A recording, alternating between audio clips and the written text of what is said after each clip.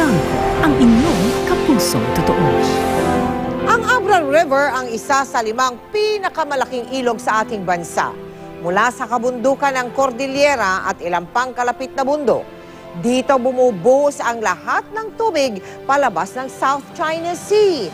Kaya kapag ganito na sunod-sunod ang bagyo, takot ang idinudulot ng rumaragasang tubig sa mga pamayanan na nasa gilid ng Abra River. Panoorin po ninyo. Dito sa Abra, agaw pansin ang kabi-kabilang malalawak na ilog. Sa lawak at dami, ang mga ilog na ito ang naghihiwalay sa lalawigan sa ilang maliliit na munisipyo at distrito. Dito sa Barangay Sagap sa bayan ng Banggel, naabutan namin ng ilang bata na masayang nagtatampisaw sa maliit na bahaging ito ng ilog. May mga ginang na naglalaba. Ang batuhan sa gilid ng ilog, punong-puno ng mga pinatutuyong damit. Isang larawan ng payak na pamumuhay. Dito namin napagtanto na buhay ang katumbas ng ilog para sa mga tao rito.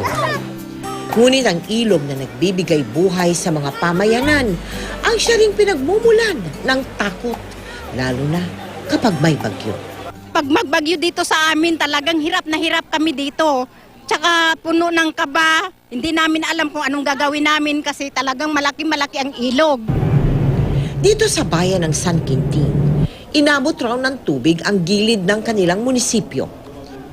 Ayon sa mga residente, nagmistulang malawak na dagat ang rumaragasang ilog. Mahirap po talaga. Kasi walang trabaho dito. Dito naman sa bayan ng Langiden, ang dating matikas na dike, nilamon ng ilog noong kasagsagan ng Bagyong Maring.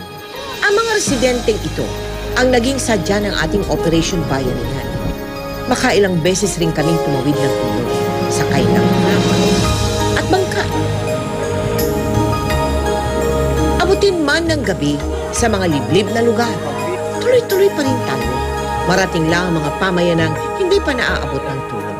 Salamat ko sa inyo lahat. Itong patyagaan nyo na nagpunta dito, yung sakripisyo nyo na pinuntahan nyo kami dito kahit gabi na.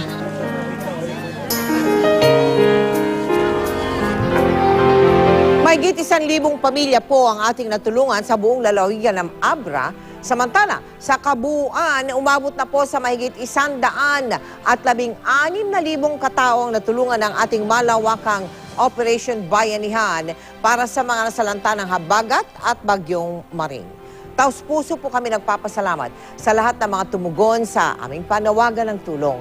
Pati na sa lahat ng mga naging katwang para maihatid ang ating relief goods sa mga nasalanta. Kung nais rin po ninyong maging bahagi ng aming projects, maaari po kayo magsadya o tumawag sa aming tanggapan o magdeposito sa aming mga bank account o sa anumang sangay na Cebuana Lowlier. Maaari din mag-log on sa www.kapusofoundation.com.